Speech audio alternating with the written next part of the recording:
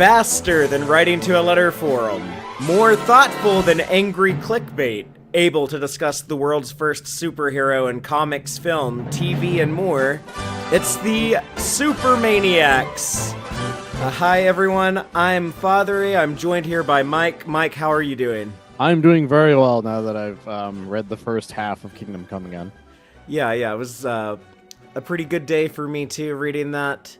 The first time I've read that in over 2 decades, honestly. This is one of the very first comics, graphic novels, whatever you want to call it, that I read as a kid, as a youngster. This is probably one of the top 5. So, yeah, this was my introduction to a lot of the DC universe as a whole, as well as to Alex Ross in general. Because prior to this, I kind of knew who. Like I couldn't say I knew who Alex Ross was. I could just be like, well, that's a really interesting cover of something, or something like that. But I didn't really know the man's name. But after you read Kingdom Come, you'll never forget that man's name again.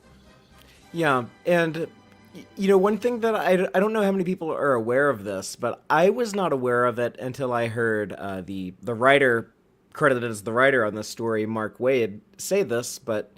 He said that so much of this was actually Alex Ross's ideas. That he was just there to do the final draft of the script, basically. But it was Alex Ross's story. It was his characters. It was his imagination on how to reinterpret these characters. A lot of this is, God, like there's so much of Alex Ross put into this to the point where his dad plays essentially the main character. Right, because our pro tag of Kingdom Come is not Superman, even though we're it's pretty much a Superman story. Show. Yeah, more so than anyone else. But he's not the protagonist. He's the secondary protagonist, I guess is the better way of putting it. Actually, probably not even. He's like the third protagonist overall. Like I feel like the 2 top protags is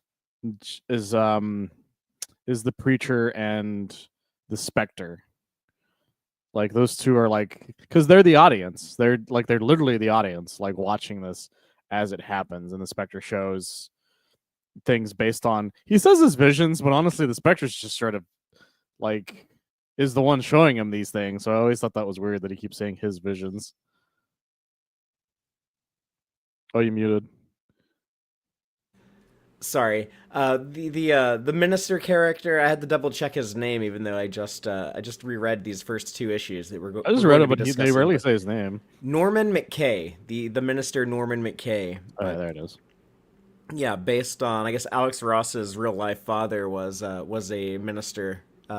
So it's drawn to look like him because I read an interview with Alex like years ago, where he's like he takes his dad to conventions and people go, "You're the guy from Kingdom Come." Like, he's a real human being, because, like, Alex makes everyone look like exactly what they look like in real life, if he wants to. It's crazy.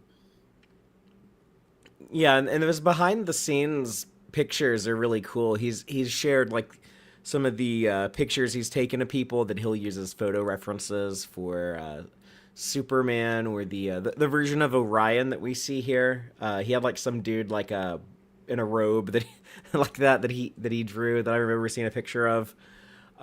Yeah, he's got some of the, but it's like when you see the behind the scenes and you look at the drawings, it feels like those people. It feels like there's some shows that have done this, but have you ever seen like a show where it's like I didn't come up with these characters, I just like saw a window into like their real world and drew them. And like, so everybody's like, oh, it's really interesting how he came up with that. He's like, I didn't come up with that. Like they're real. Like there's a window into the reality I could see. It literally feels like that's what Alex Ross does. Like, especially when you see his behind the scenes pictures of like the guy who's Superman. I'm like, oh, so Alex Ross just knows Superman in real life. They're just friends type of thing. And he draws him like they have an agreement or something. Like it feels like that whenever Alex Ross shows off anything behind the scenes wise. Yeah, it's like the DC multiverse is real, and he's like our real world, I guess the Superboy Prime world. Yeah. Alex Ross is able to look into the the comics universe and various else worlds, and draw these people as if they did exist in reality. Uh, it also, I know like a few artists who like these like to paint their artwork like this in this photorealistic style, and I think it's just mainly like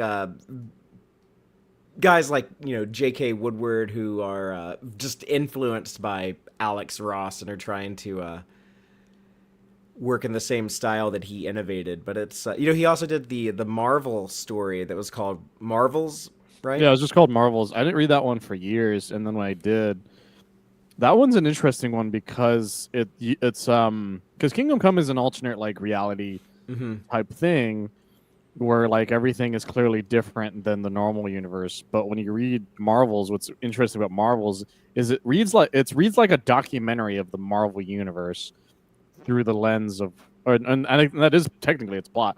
It's the Marvel universe as a documentary through the lens of one writer. I think he's a journalist, if I remember correctly.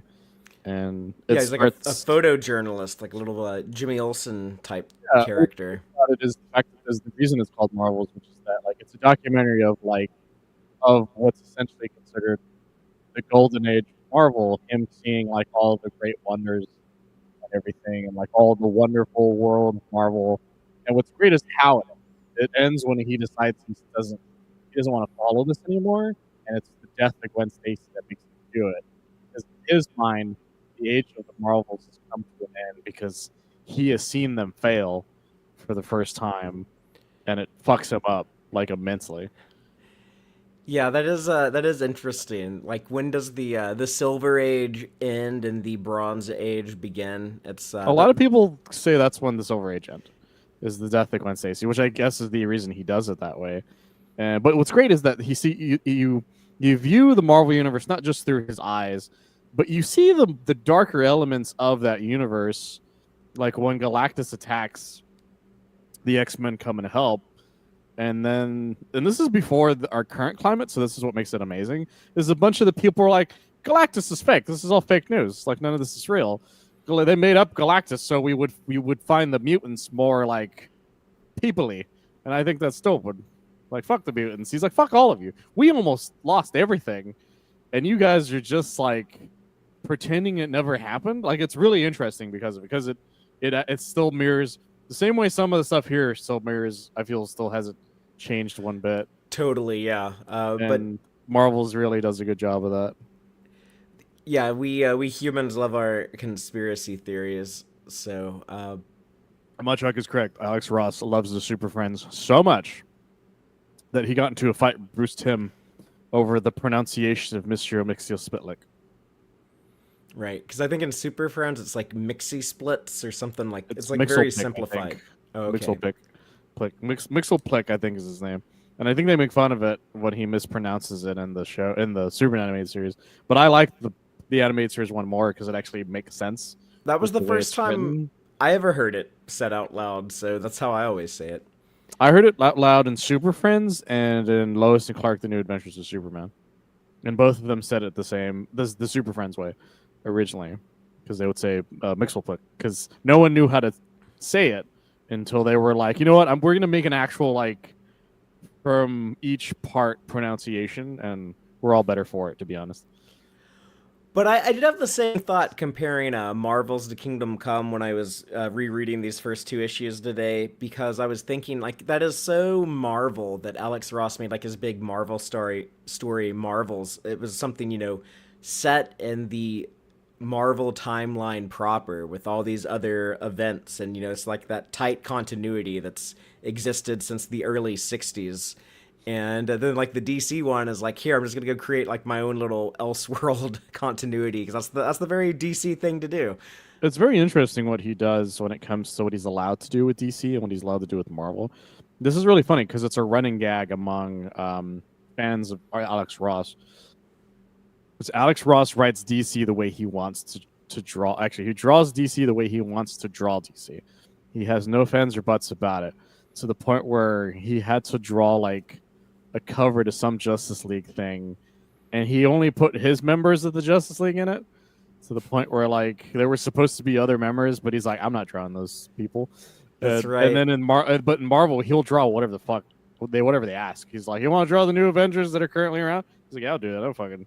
He like, it's weird. He has this weird gospel around his love of DC more than he has for Marvel, and it shows not just in his art, in his writing as well, because he has such an old fashioned view of how Superman would handle some of this stuff at the same time, as well as like this came out in the 90s. A lot of people forget that the Kingdom Coming is a 90s comic, and it's just as much an answer to the greedy 90s anti-hero comics that were coming out around the time as was What's So Funny About the Truth, Justice, the American Way. And they both kind of come to very similar conclusions somewhat, but Alex Ross has a harder time getting. Alex Ross has a different message by the end of it. And we're going to get to that when we get to the second half of it. But the first half really shows how what he thinks his hero would react to the darkness of that era. Yeah, him and Mark Waid both very much kind of they prefer that classic kind of Silver Age version of these heroes where they're I'm just like a bit more perfect, a bit more super. And that's interesting to me because I get it more with Mark Waid given his age. Like he was born in like the early '60s. He would have lived in more like that Silver Age era when he was a kid discovering comics. But Alex Ross is a little bit younger than that. Like when he was illustrating this in the '90s, he would have been in his 20s probably. He And was really young because I remember I found out how old he was, and I'm like, that's not true. There's no way Alex Ross is that old.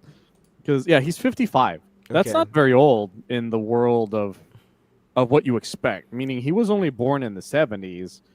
Meaning he right. grew up on like maybe Superman the animated, Superman the movie, but he wasn't around. He wasn't really around for the Silver Age necessarily. Yeah, like he would have been a baby when Gwen Stacy died. So Yeah, it's crazy when you think about it. You're like, there's no way Alex Ross was like 20 something when he drew Kingdom Come, because you look at this art and you're like, there's no way a 20-year-old did that. Like your brain just can't fathom it.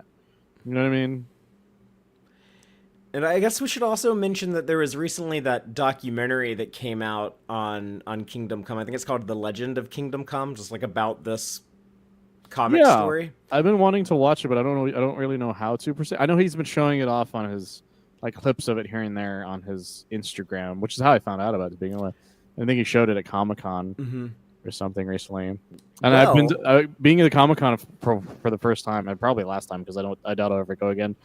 I got to see the art that they always put up for his stuff because he actually has like a booth that's like this is a bunch of his art, and seeing a lot of that stuff in person, like, and I know I've seen it on images and probably printed and stuff, but knowing these are like official prints, meaning like these are the ones that he wants you to be like this is how it looks. Oh, it's just you're just awe inspired. You can't help but be awe inspired by seeing his version, like seeing a big old Kingdom Come Superman, and you just look at it and you're just like, God damn. I looked into the documentary, and if you are willing to drop $80 to order the Blu-ray or $30 to watch the digital copy, you can watch it now. But I didn't feel like paying that high of a price, so I still have not seen it. I may do that when I get more money, but I Yeah. probably won't get the $80 Blu-ray, or I might have to do some other ways of maybe finding it if I'm lucky.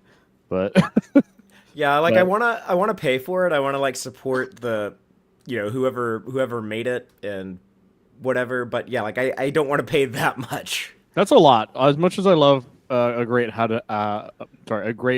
making of situation, it sounds very very expensive. Um, but the reason why we're talking about Kingdom Come is it is one of the stories that James Gunn said was an influence on the movie. This is like the last one of the big comic stories that he pointed out as inspirations, and that they were re-releasing the first issues of. And we did Superman for All Seasons, Whatever Happened to the Man of Tomorrow, All Star Superman, Lex Luthor, Man of Steel, and now Kingdom Come. Well, it's a fitting one to be the final one in this series. Oh, 100%. After having reread the first two, I see more of what he got from it. And even one that he got that I feel like was not was probably not why he got it from it, but it made me giggle thinking that was an idea that he got from it. Um, I'll mention it when we get to it, but it made me go like, oh, maybe that's where he got that from. But there's a lot of wonderful stuff in it. Actually, there was other parts on it that made me realize what other stuff was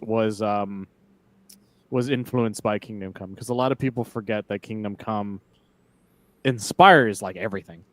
Like I've seen so many things that are like Crisis on Infinite Earths on the CW. That's heavily inspired Yeah. by using two very specific things out of it. The Alex Ross Superman symbol and suit pretty much entirely, and its backstory, because it happens to the Superman of that universe. That it's like they make it the continuation of Brandon Routh's universe is that is Kingdom Come straight up happens to him. And then on Bruce Wayne and his little armory, like I don't know what else to call it, an exoskeleton. That's the best way of putting it. That's basically what it is. Getting to see Kevin Conroy wear that. I was rewatching The Brave and the Bold with my girlfriend. We just finished it, but there was an episode where there's like a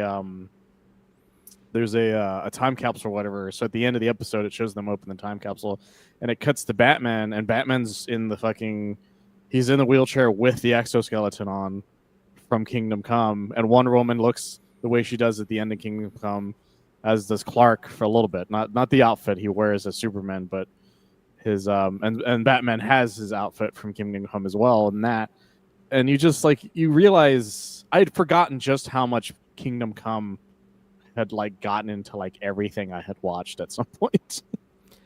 And I did when I was reading this. I read the all of the Bruce Wayne dialogue in that Kevin Conroy Batman voice, largely because my girlfriend and I have been going through Batman Beyond. We've been watching Batman Beyond lately, so but I feel like the way that they wrote and even drew that old man Bruce Wayne in Batman Beyond, it feels much more Kingdom Come than it does like The Dark Knight Returns. Oh, 100%. Because he's more feeble is the best way of putting it. Like he's not a big strapping lad. Essentially, he's not like because Dark Knight Returns Bruce is notorious for being the size of a brick house. Mm-hmm.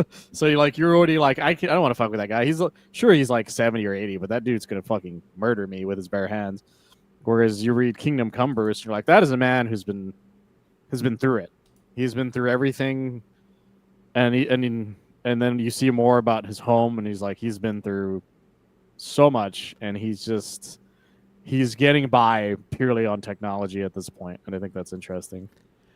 Well, the last thing I want to mention before we dive into the actual story of these first two issues is just that at the time when this came out in 1996, there were a lot of new talent in the comic industry, a lot of like that whole Image era with like the hotshot artists, with your Todd McFarlanes and your Jim Lees and your Rob Liefelds, and that era was notorious for having like really cool artwork of these strong characters, these badass characters. Everyone had guns and pouches and swords, and they looked like they were like had gear strapped on going to war. And and not only that, it bled into other heroes. Right. It bled into the Marvel and DC stuff of that era. Yeah.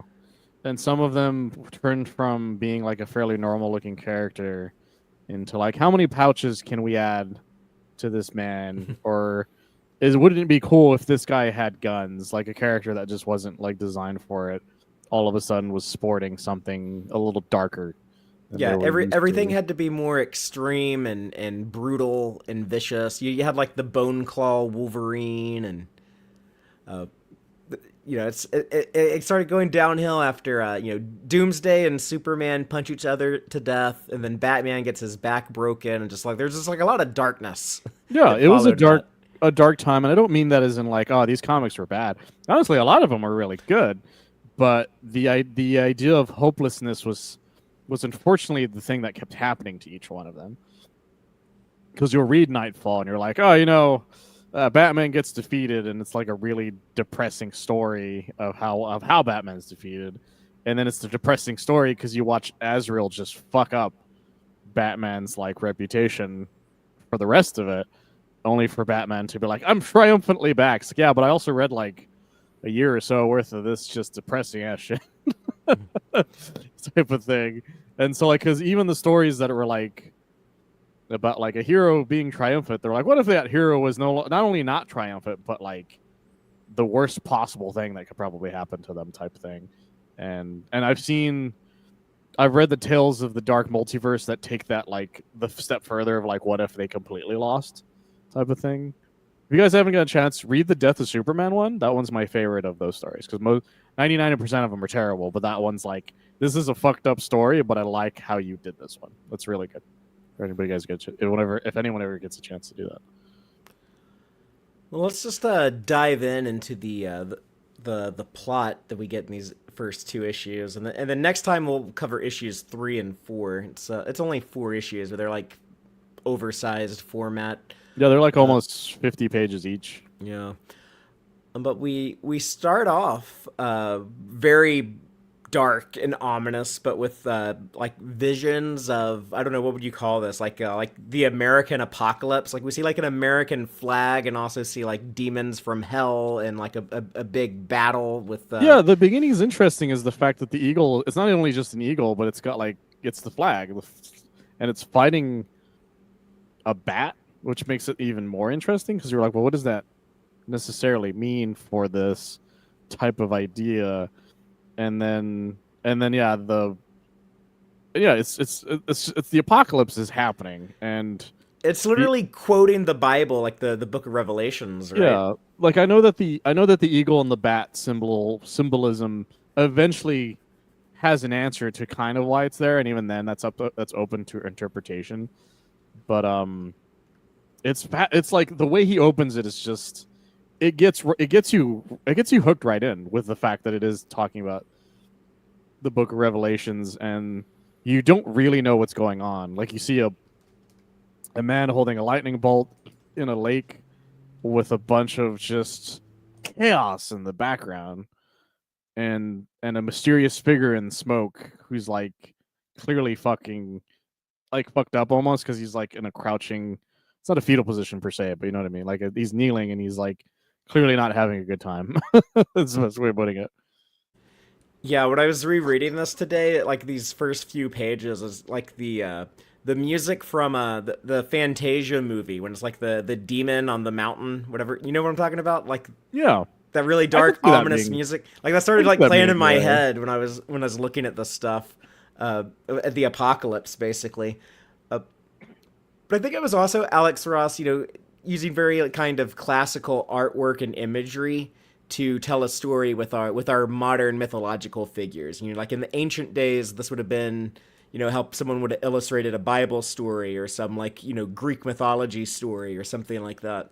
Yeah, it reminds me of just kind of the idea that Jack Kirby had for why the old gods would be a thing, which is, or the new gods would be a thing, which is that the old gods had one giant battle and just everybody died type thing.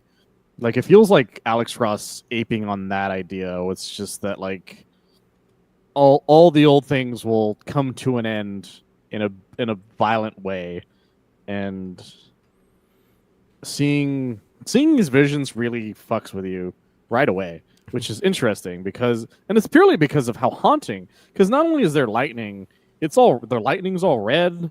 The vision is very red. Like you don't the pull that the pan coming out with the lightning in is also red. So you're just, and there's just so much happening in the back that you can almost recognize figures in it, and some of them seem like old timey things. Like there's what looks like an angel stabbing a demon in the background.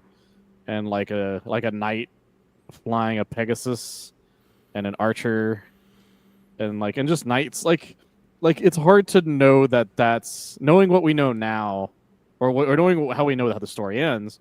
You find yourself wondering how much of this is like the visions of somebody actually seeing what the biblical apocalypse is versus what we know the story gets to, if that Yeah, makes 'cause sense.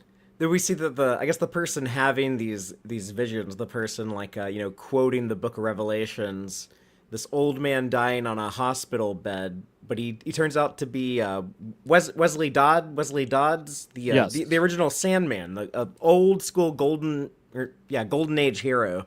Yeah, he's the way they this is the other thing that made my heart break because I forgot about this part, which is the part where after he dies where Norman's mentioning, yeah, I used to hang out with this guy all the time, and he's like he has no more friends left because all his friends are gone, and it's just me and him now, because even my wife is gone. And you're like, that means the entire JSA is just gone. Like Yeah. everyone in the JSA is just gone. Because that's the only way. That's the only way to take that, and Yeah, it's really depressing when you know because it's the far future. So it makes sense why they because that's the other thing a lot of people don't realize about Kingdom Come. Since it was made in the '90s, it takes place in the far future, and there's one giant hint at it later on in the book. Yeah, I mean, like even in this first issue, when you see the bookstore and there's like some book on baseball on the World Series about like No, it's the supposed to be the last home run baseball, or the signed game ball from the last ever right Series. in And 2002. yeah, and so that's like it's the far flung future. So in Alex Ross's head, this is the future, probably of the Super Friends. To be honest, it feels like that timeline kind of makes sense that way. Huh. I always thought of it as being just like a future version of where the modern age of DC was in 1996 because it does have a lot of those recent characters like I don't know like the Power Girl we see in here. Although I think she goes by Power Woman in this. Um but like Superman having like the long hair and the ponytail, like when we see like the flashback, he still has like the long hair, like he had a post Doomsday for a little bit. This is a hot take. I But really liked long hair Superman. I do too. I Uh, really liked it. I liked ponytail Clark. That was a fun time. yeah, like I remember like when they when that was just like the look of Superman in the comics. They had like toys at Walmart of like long hair Superman. That was just kind of a common thing. I like that more than when he went electric Superman, but I do too. Although I'd also kind of like Electric Superman. But I digress. No, yeah, the visions that he's having. What's great about it is the fact that you know that it makes sense why he has these visions. It's the Sandman. Of course, he's like, he's not like the Sandman people know now because of Gaiman's writings and a TV show that happened. But it seems to be in line with the idea of a man like that having that. But the surprising part is that it turns out not only does he have these, he passes it down to him as well. I swear he mentions that he gives it to someone else. I'm trying to see what he says here. but Norman ends up having the visions. Just his he was just like his preacher, basically. Like you were saying, like all of his friends are dead, so that means like the whole GSA is gone. All of those old school heroes from the 30s and 40s are gone, and Oh, like here's why I got confused. He says, "I'll give my power unto my two witnesses," and I for some reason I thought somebody else had them, but I think he's just quoting something. and we learn a little bit more about this world just seeing Norman, walk around. Is he supposed to be in Metropolis? Is this opening in Metropolis? I think that's the idea. What's great is that he because even as he reads this, you realize how busy the skies are now. Because you see behind him just shit tons of people flying Yeah, around. Like dozens of metahumans in the night sky. yeah, the superhuman is now the norm type thing, and it's clear that because he's reading a Daily Planet, and so it seems that he's in Metropolis, which would make sense that Metropolis would have some of these things. I do like that the bookstore we see though we see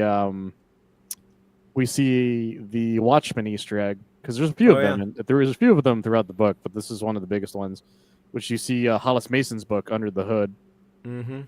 there. If you Yeah, guys are, please read Watchmen whenever you guys get a chance because there's a lot of seeing shit of that's being reinterpreted even now. It's kind of crazy. it's funny because the panel of Norman walking on the sidewalk in the city, it was making me think of Watchmen. Like there's a panel like that in the first issue or two of Watchmen, and then on like that same page, I see the little Watchmen Easter egg. I'm like, oh, okay, it was intentional. Yeah, this is definitely intentional. It even has like kind of a funeral shot that feels very similar to the way Watchmen does, Oh yeah, and even his and him walking around with everything. because Watchmen also begins with the death of a superhero. Yes, Watchmen begins with the death, but it's a violent death. Is the main difference, um, but it's very similar in the fact that this is a world full of superheroes that's gotten darker, even though superheroes was the even though it shouldn't be. You know what I mean? That's what I find interesting about it because Watchmen looks at a world that became dark because superheroes interfered with probably the way history would be. Whereas this is a dark world because the superheroes kind of stopped caring. Is the best way of putting it? Because a lot of them just want to be the guy essentially, and I love that the thing that he mentions where he insists, where he's like, yeah, the people want to relive all that to the point where there's one of those old school like I don't know if they're still around anymore, but like nostalgic diners. You know what I'm talking about? Yeah, I mean, like to me, it seems like it was based on like a Planet Hollywood restaurant, but it's like Planet Krypton. Yeah, and so The, you go into it, and even the people playing them don't know anything about them. yeah, it's Is like my favorite part. in Pulp Fiction, the Jack Rabbit Slims, or everyone dresses up as like old actors. You have like a staff at the restaurant dressed up as like 50s actors. It's like Yeah, that, there's but some stuff that's made fun of it as well outside of this. Back to the Future makes fun of it, and Back to the Future Two, hmm where there's like a robot Ronald Reagan waiter oh type of yeah, yeah, thing, and then and the Michael Jackson taking the yeah, order the as well. Cafe Like 80s, yeah. yeah, it's like that. I know these were a thing for a while. I don't know how many of them probably still exist. There's a place in San Antonio that was well known for it. I think it was called the Time Machine. I don't know if it's still there or not. Oh, I'll It look was into that. all of the people were dressed up as pop culture things. There was a Johnny Bravo, there was a Beetlejuice and stuff like that. And they made fun of you if you asked where the bathroom was. That sort of thing. But I love seeing this because the first person he sees is a guy dressed like Hal Jordan, and the guy doesn't even know who he is. He's like, everyone says I'm a great green, what'd you call it? Arrow, yeah, Arrow. And he's like, and like you're just like, what the fuck, dude? And you see like a Supergirl and a Captain Marvel and a Wonder Woman, an Aquaman and the Flash, ordering foods that are based on superheroes. And some that are like interesting. Like I think American Way was the name of one of the foods. But the funniest part is when he leaves and you see the guy pull a wedgie out of his Green Lantern suit as he's on his way out. And you see a lot of references to everything that Alex Ross loves in this diner. The Silver Age Green Arrow boxing glove, like a the old bat plane, like the way Robin and Wonder Woman dress with the cape and everything. And then even when he's walking around again, you see Turtle Man Jimmy Olsen, or the giant Turtle Man Jimmy Olsen on the screen. Like even though you're like, is that live or is that like an old bit of footage? Makes you wonder if Jimmy Olsen's getting up to some weird shit again. But I guess what they're basically trying to establish in this scene is that the heroes of old, the heroes that we're familiar with, your Super Friends type DC superheroes, those characters are thought of as old fashioned kind of relics, just kind of a fun, kitschy, not very serious concept anymore. Yeah, and not only that, there's this great monologue he's going through as he walks around, about how the God said that the meek would inherit the earth, as well as while he's talking about humanity is no longer like the pinnacle of evolution, essentially. Like we were always considered like it was considered that humanity was, even though they were superheroes, humanity was the one that was like leading everything. Right. But in The this, dominant species on the planet. yeah, but in this day and age, there's so many superheroes. He's like, well, God said the meek should inherit the earth, but he didn't think about the mighty. Is one of my favorite things that he says. Says God didn't take into account for the mighty, I think is what he says. And you get this great scene of a bunch of guys just fucking each other up.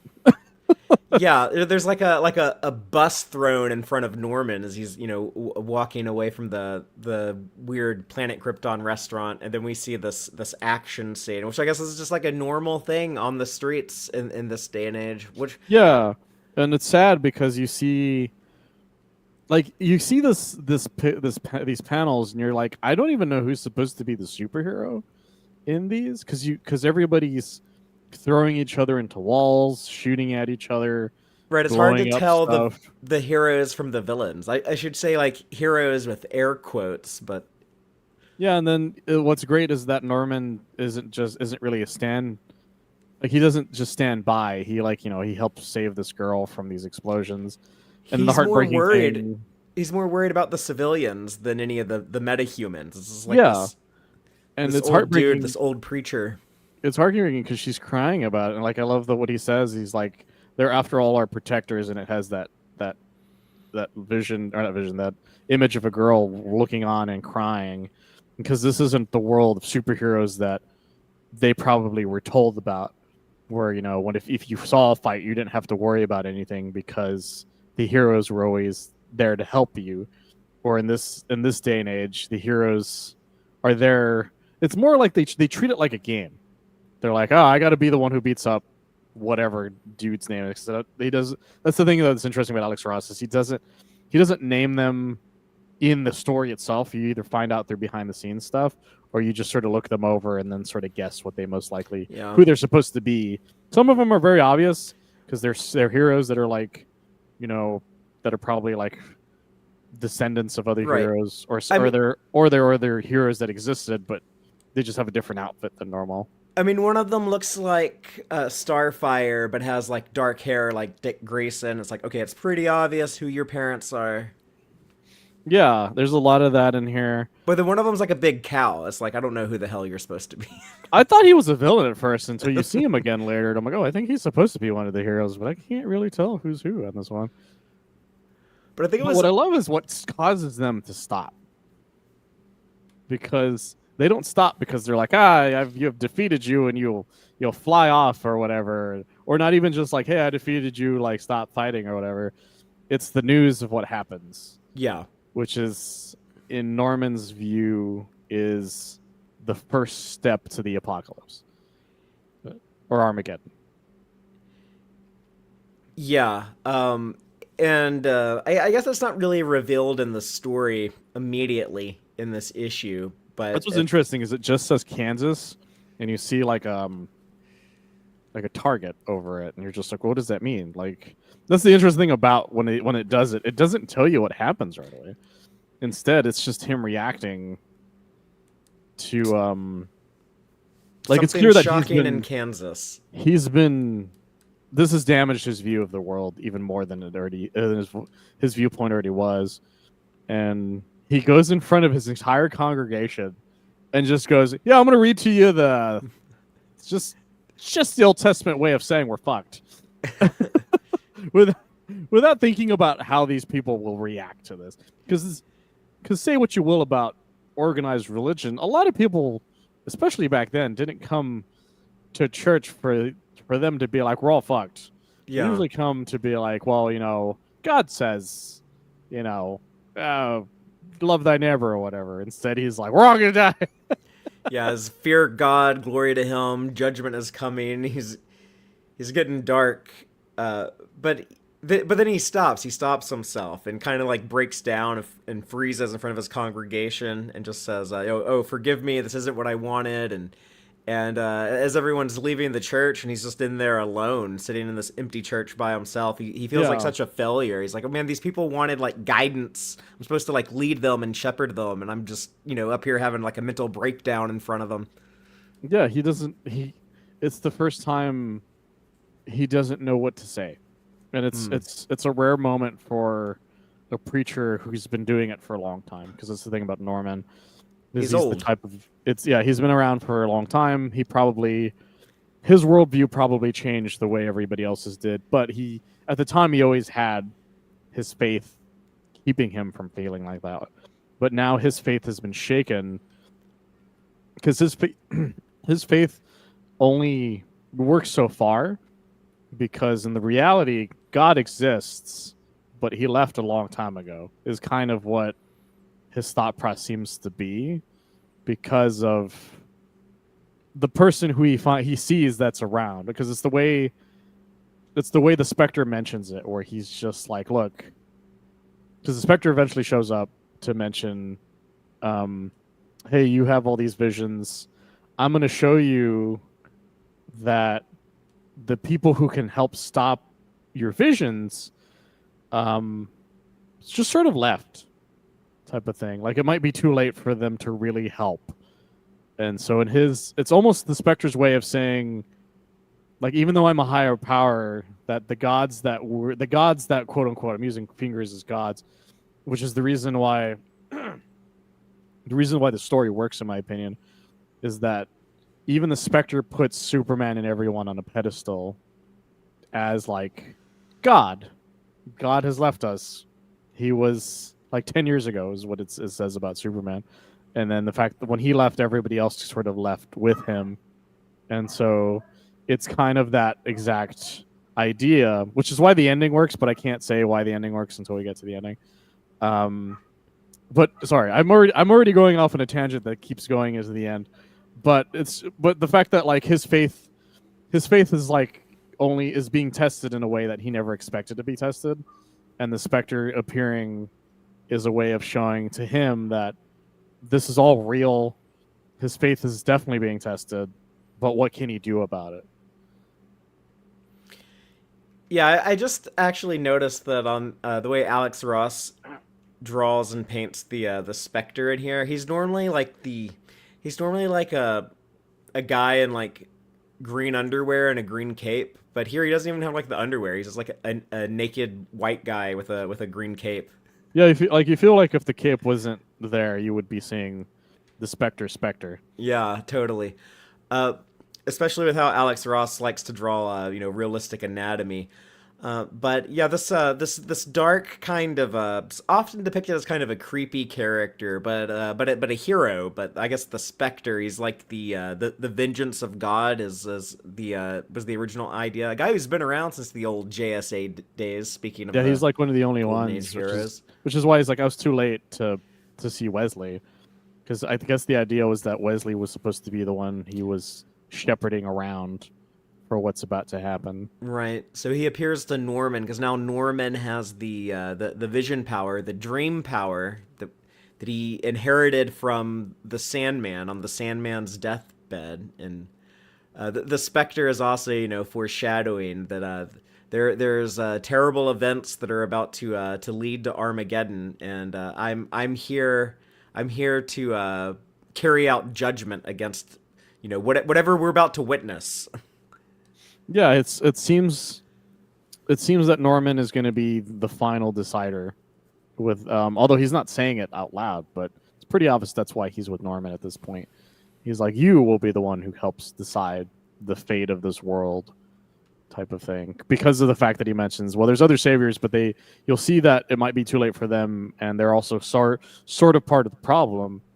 It's a subtle way of saying like at the end of the day you might not really know you can't just sort of like wave this away type thing like there are going to be some things that happen and you're going to be here to help me judge what happens in a way Yeah. that even Norman doesn't seem to be prepared for. Yeah, he says, "I must anchor myself to a human soul who seeks justice." And then Norman tries to tell him, "But I don't seek justice." And then the Spectre just tells him, "You will," which is Again, very ominous and Super ominous foreshadowing. to tell an old man. But they kind of do kind of a oh, it's like Ebenezer Scrooge when he's like traveling time with the ghost. They can go and like appear at these different locations where they can observe things, but no one notices that they're there. Works really great in a visual medium like a comic. Yeah, it's really sells how otherworldly some of it is because of the fact that you see them in the background. Because you can still do this like in like a play or something, but it's the way that like he just sort of he's never directly in the action necessarily. Like he always is on the outside of it, even when you do see him there. I love the art of Clark just wearing a pair of overalls, and there's a great recreation of his flying pose from Superman #1 when he's carrying the wood when he first really get a good look at him. He has the wood up in his hand because he's supposed to be doing that same pose Oh that yeah. that he does from Superman #1, but it's because it's it's Alex Ross being cheeky type of thing. But I love that he doesn't immediately recognize Clark because he's like, well, he looks familiar, but he's got a beard. He's got a beard on him, and he's not wearing a his outfit, and he's just a farmer, and there's almost something depressing about what you find out Clark has been up to. Like he's being a farmer, but he's not really being a farmer. Yeah, we don't He's know LARPing. where this is when Norman and the Spectre appear in this, what looks like a Kansas cornfield, but Norman's like that shouldn't be possible because of what just happened in the American Midwest. But I did also we? like that he alludes to what happened to Superman. He's like, well, nobody's seen him since he's like, I can't remember what happened. It's another great example of comics being like, here's a hint at the state of the world, but we're not going to spell it out to you yet because we have other things to tell you first. But I His love Wonder seeing Woman, by the way, is an interesting outfit. Yeah, I don't really get the loincloth. Like, is there anything under that? Yo, there's a shot later on when she's fighting someone where it kind of moves up and it turns out it's not just a loincloth, but she still has like a bottom to it, but it's like just that part, you know what I mean? It's almost thong like because of it. Because it only Okay, covers like the front to the back, but it's not exactly a thong, you know what I mean? that's what I thought would be under there, but Yeah, uh, I don't remember which because I was reading it thinking the same thing, and there was a shot that happens later on where when they're fighting that you're like, oh, I see. There is in fact something down there, but it's not like it doesn't make it any weirder, any less weird. but That's how he decided to draw her. Alex Ross's Wonder Woman, she doesn't look like she's aged a day, whereas his Superman has some, some gray streaks in his hair, has a gray beard. I love the way that he looks. By the way, when yes, the Superman has left the world of superheroics and he's like turned back into a farmer, and yeah, he just has like the hair and the ponytail and the beard and the overalls, just working the farm by himself, carrying the tractor over his head because he's Superman. Why the hell not? And his animals. I love that he has animals. Yeah, he's just taking care of animals in what appears to be a large, like you said, wheat field. Um, I love that Diana comes to him to be like, and there's another thing that's great about the story is that he doesn't like being called Clark right now. He doesn't see himself as part of humanity right now. Hmm. Like he talks to her about it. Like she keeps saying Earthlings die, and instead of like, well, my parents were gone, as is a lot of other people. He doesn't say it out loud per se, but it sucks because like she wants to keep calling him Clark, but he doesn't want to. He's like he answers by Cal now when it comes to like talking to her, which makes for a great moment later on, but we'll get to that when that happens. But it's the reveal of that he's not actually in any farmland at all is another great reveal. Just like she turns off the fake artificial like imagery Yeah, it's almost like a Star Trek holodeck. It even has like the black and yellow grid from the Next Generation. But yeah, he has like a Fortress of Solitude farm simulation room, I guess. Yeah, what makes me laugh is the horses are like, "Oh shit, what the fuck?" Yeah, it's like we thought it was like a sunny day with a blue sky, and now we're inside. And he like immediately turns it back on. He's like, "What the fuck?" But she does get him to step out of his seclusion. Like this really is truly a fortress of solitude if he's been living here alone for years. And He's uh, never been more alone. Like, it's sure there's animals are there, but the fact that he's not even outside, he's pretending to be outside, which is so fucking weird. yeah, yeah, it is weird. But when he turns on the TV, and I love his TV room, it's also very Watchmen. It's kind of like Ozymandias's multiple screens, but even more. It's like this is like this tower of screens on top of each other, and he's like watching news reports and every language from every part of the world. Yeah, it's great. It's interesting because you don't really get the full scope of what's going on in that first page unless you know these other languages right away. And then when you see what happens, what I find interesting is what Alex Ross does with this part, as well as Mark Waid, which is that the people that are following Magog are the people that were mostly the inspiration for Watchmen. So you have Peacemaker there, you have Captain Atom. A lot of the Charlton characters, yeah. Yeah, they're all Charlton characters except for the Metal Men, but even then, I don't know if the Metal Men were related to that or not because I don't know a lot about the Metal Men the way I would like to. I think they were a DC creation in But the clearly they're there. 60s. You see Judo Master there. Peacemaker looks like Boba Fett, which I thought was really funny.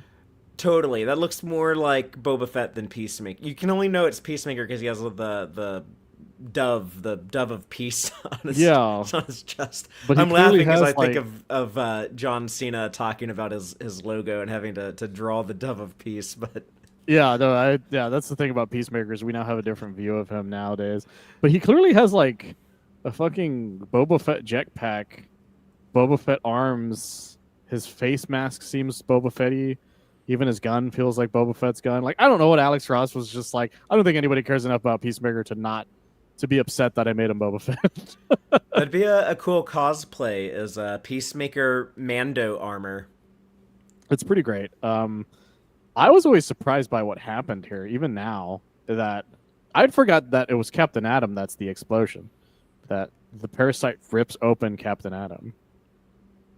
Yeah, but this new hero. Well, I guess he's not new to this world, but he's new to us, the readers. But this character Magog, with like the goat horns on top of his head, with this trident that shoots energy blasts.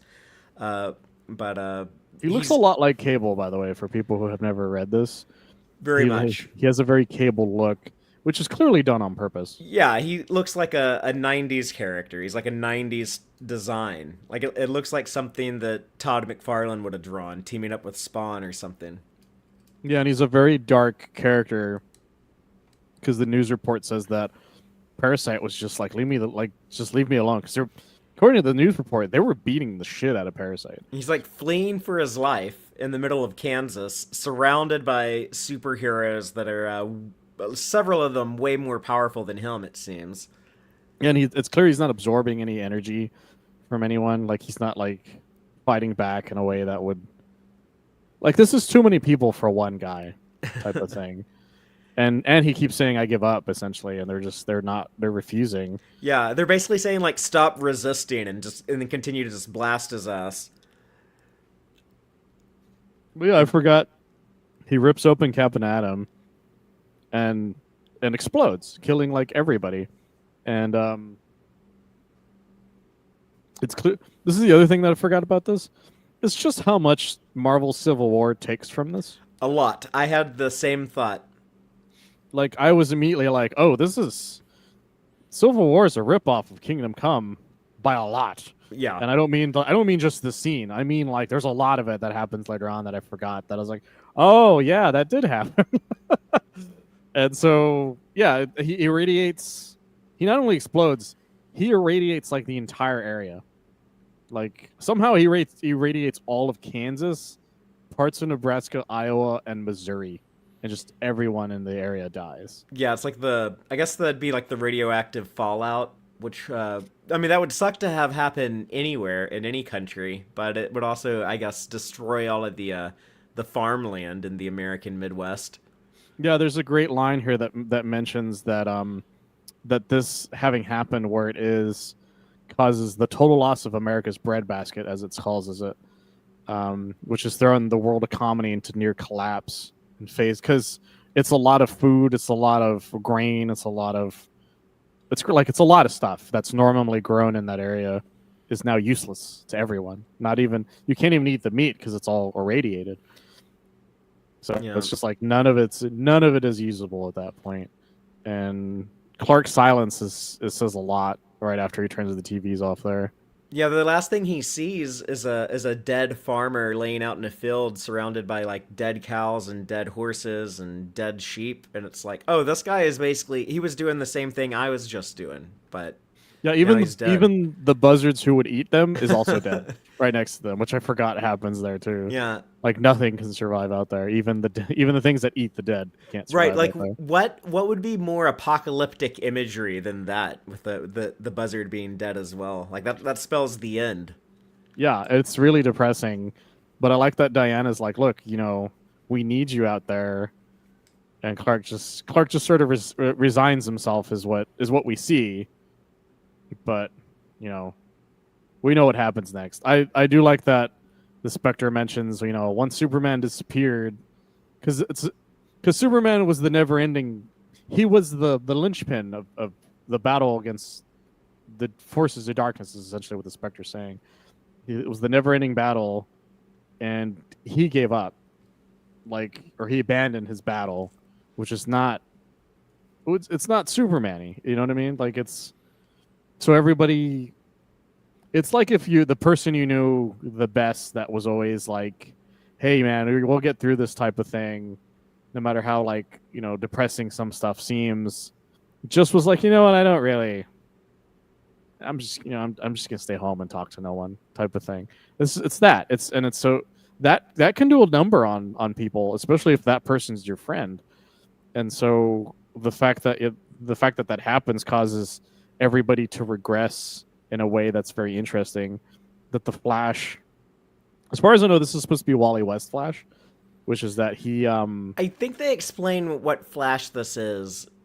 I could have sworn it was Wally. Somebody mentioned it was Wally to me. I was thinking that it's like Wally and Barry and Jay Garrick have like all three like merged into the Speed Force and like created this guy. But I might be misremembering. Like I said, I have not read this entire story in a long time. I remember somebody mentioning to me at some point it was supposed to be Wally, but the Flash is just, he's not even trying to help other places. He's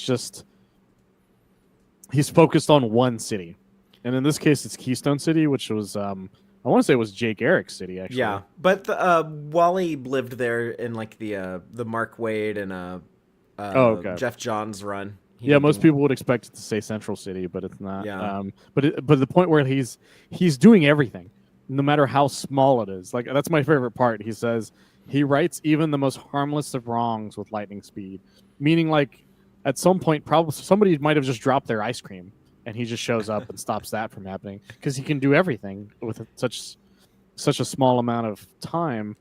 And then there's the reveal that Hawkman is just fucking up like developers. Yeah, he's in the Pacific Northwest, like I guess stopping people from cutting down the forest. He's an eco-terrorist, they say, or at least that's how some people.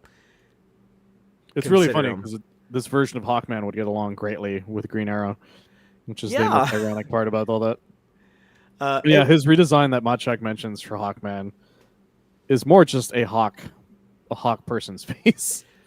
So that used to kind of weird me out as like this animal person, this like animal head on a human body. But now that I'm thinking about it a bit more, it does lean much more into that kind of Egyptian mythology type thing with Hawkman, because that's how a lot of the Egyptian gods, it would just be like a dude with a bird head or a dude with a dog head, so yeah.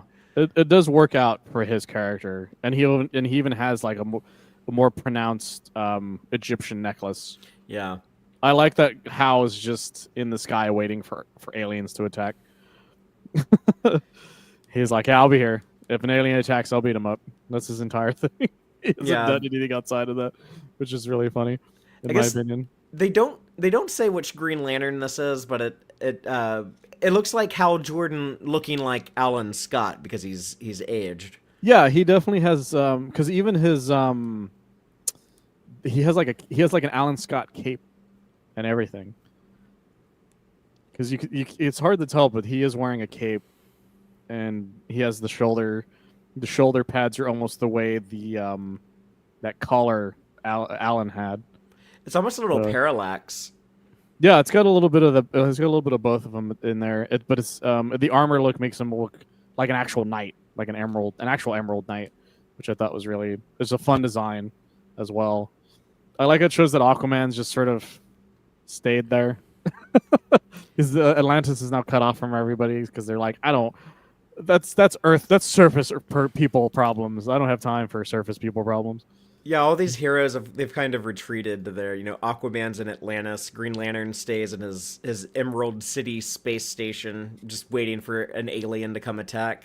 Also, like that it says like some people have just lost themselves in ancient civilization. That cuts to the Phantom, not the Phantom, the Paradise, Paradise Yeah, Island, the mascara. and future times, and shows like the Legion of Superheroes with what's clearly like a Superman descendant.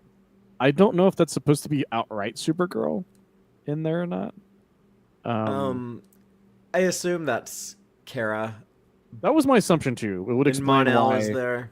why it would mention that they lost themselves in future times, type of thing. Although we eventually see the Legion Starman, who just has like the black suit with all the white stars on it, and it covers Yeah, his face. We see him hanging out. So there's a few Legionnaires from the 31st century that are still in the present, I guess. But the reveal of what Batman's been up to is a little. It honestly is heartbreaking in my opinion, because of the way it looks. Which is that Gotham City is now safe, quote unquote, but it's like an army of bat bots, and it's clear the people that it arrests look like almost like some of them are teenagers.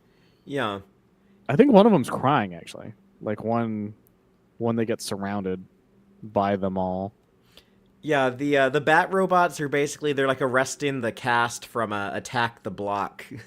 It actually reminded me of the cast of Fat Albert because Oh, one of them looks like Fat Albert. one of them does look like Fat Albert. That's a little weird. Is this like the first black person we see in this story? Is like a criminal getting arrested? I don't know. I think one of them might have been one of the superhero people. No, the first black person we see is the child, the small child. Oh, okay, that's true. Okay, that's better then. He saves. Actually, there's also some people that are part of the people in the background that are also they're just citizens. They're just mostly normal. They're normal citizens for the most part. But it is interesting to see Fat Albert get arrested. by Bat robots. But yeah, I love the way Alex Ross depicts Gotham City as like these very classic Art Deco architecture and these So massive bridges. something I didn't realize about these Bat robots. I think the Brave and the Bold got its Bat robot that he uses in the show designed probably from this, because one of these Bat bots is clearly a Batmobile transformed. Mm-hmm. Because it's got the headlight. I didn't notice that until fairly recently. Because you can see the headlights. The headlights of the Batmobile are on the shoulders. It's like a Batmobile transformer, basically. Yeah, exactly. Which is what happens in Brave and the Bold. So I think that's where they got the idea from. Because some of them look like that. Some of them don't. But I think it's really interesting. But yeah, it's the way this picture just goes. Batman has the city under control, but he doesn't say anything else about it. But I guess like none of these heroes are, some of them are still being, I guess, proactive, like the Flash in Central City and Batman in Gotham. But like no one is leaving their little fiefdoms. Aquaman never leaves Atlantis. Green Lantern never leaves his Emerald City. And then there's the gunfight. So this gunfight's really funny because it shows how much Alex Ross is making fun of heroes during this time frame. There's a guy who he has an X. I'm assuming tattooed because I think those are that guy's nipples, but he also just has barbed wire around one of his arms. Well, with a machine gun in his hand, and a bunch of pouches, and then there's the bull again, of course. Like everyone has a gun except for the. I'm assuming this is supposed to be that. I forget his name. That Thunder Kid. I forget his name. Oh, the Thunderbolt kid. Yeah, there's an actual like Jakeem Thunder. Yeah, Right? I think he's the only one who might be like maybe a descendant type thing, whereas everybody else is just covered in guns. And Yeah, it there's cuts a to Mr. Terrific. There's a Mr. Terrific who just has like a bunch of guns attached to his body. They're all yeah, shooting. it's just a fair play on him. He's got all these guns. He looks almost like Deadshot. And there's a guy who's just a suit of armor, also covered in guns. And then there's this one person who kind of reminds me of Harley. I know they're not supposed to be Harley, but they're it's like an ace. Dula Dent, right? She's I think that's who it's supposed to be. the Joker's daughter, or at least she claims to be. Well, this is great. This is another great moment because it's everybody. When you watch this, when you read this, you still don't know who the good guys and the bad guys are supposed to be on this side, because one side says fair play, covered in guns. Another guy is also covered in guns. and they're just shooting. None of them are caring about who's on what side. These people are on top of a tram, gunning down this tram. Only for the a great moment, which is that as Norman saying, if any of us are to survive now more than ever, we need hope. And it's this great, wonderful moment where Superman just wrecks these fucking guys like immediately. Of both sides, because he's like, you guys, neither of you are doing the right thing. He's taking them all down, and quickly. Yeah, a lot of people don't know this about Kingdom Come Superman. Kingdom Come Superman is stupidly powerful. It's really hammered home if you read the JSA storyline where he shows up, and it's basically explained that since he's older, he's been absorbing energy for so long that he's like, not much can hurt him type of thing, because that's just how long he's been on Earth. But I do appreciate the look up in the sky type of thing, and there's the great shot everybody knows, which is him holding. Oops, I lost the page. He's holding like it's him holding the two metahumans. Yeah. Yeah, and this got used in the Machek brought it up earlier, but this shot got used in the 75th anniversary short. Just really quick too, because they didn't have time. They didn't animate it. According to Bruce Timm, I think it was a legal issue that caused them to be unable to animate it fully. He's just kind of floating there with these. Yeah, he just sort of floats there and kind of floats down with them. But it's great that he included it because it's a wonderful, wonderful moment. Superman returning with his new logo, with his new shield logo. And I love that Norman. This is the part that always cracks me up. Is that Norman's like, "Yeah, the god has returned," and then his vision comes back, going, "Yeah, you remember that guy who looked like he was in a lot of pain?" Yeah. He's like, "Ah, fuck." Yeah. So he's unsure if the time of Armageddon has ended or if it's just begun. It's a great line, and each of these chapters was named, by the way. That first chapter was called A Strange Visitor, which can be interpreted as either Superman or just it's kind of true for both. The second chapter was called Truth and Justice. So Alex Ross, way back, and Mark Waid. I keep forgetting to mention Mark Waid. But Mark Waid and Alex Ross, way back in 1996, were dropping off the American way. That's interesting to me. Yeah, it's because it was a sandwich or something, according to that. Right, it was that scene. Yeah, it was like the American Way burger at the Planet Krypton restaurant. Yeah, without mayo. I'll take it without mayo. Yeah, it's true. Yeah, it's this one's really cool too because he has this vision. I had forgot that the vision shows that it is supposed to be the torch from the Statue of Liberty. I had only assumed that they were them in the fire or whatever, but he sees 7 angels that stand before God, and it's clear that he sees Superman there.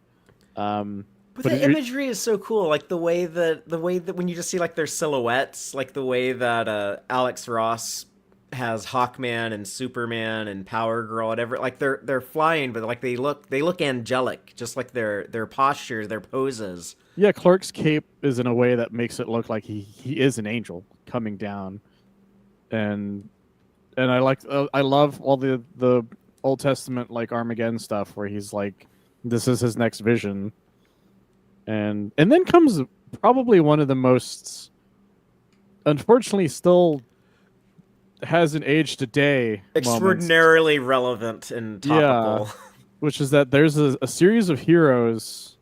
Although I love that the Statue of Liberty has shows that Lobo fucked with it. Yeah, This is just Lobo as was Lobo was here here. tagged on it. Yeah, I love that. Yeah. but yeah, there's this group of people who call themselves the Americommando and his Minutemen, but they're like they're they seem straight out of the boys type of Yeah, thing. it When looks you like look at them. if Arnold Schwarzenegger from Commando was playing Homelander. That's basically what he looks like. Yeah, and they're all like, they feel like what happens when a bunch of people who, again, this is why it hasn't aged today, a bunch of people who put so much of patriotism in their heads in a bad way that they get to the point where they're like, wait, why are we helping the downtrodden and why are we helping immigrants type of thing? We should only help ourselves. But it's clear though in this case one of the reasons why they've had this moment, and I don't want to call it a revelation because it makes it sound like they're right.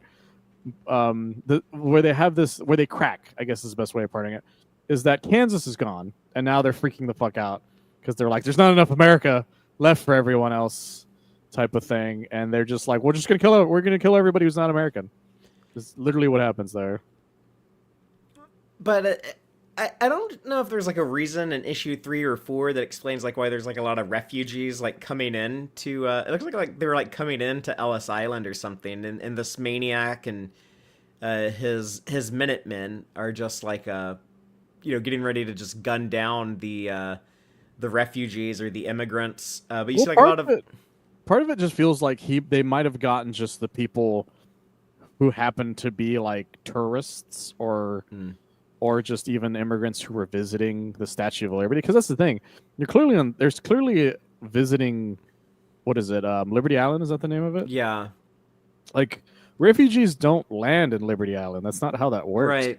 So I think, in my opinion at least, I think they just happened to like round up all the people who weren't wide enough. That's the There's gonna best way of putting it. Yeah, but like you see like this, like a dude with a turban on and just like a woman carrying a baby and it just like what is the stuff he's saying? For years, the Americommando and his Minutemen have protected the U.S. from foreign threats, only to have overlooked the most insidious menace of all: the poor, tired, huddled masses camping on our shores, begging citizenship.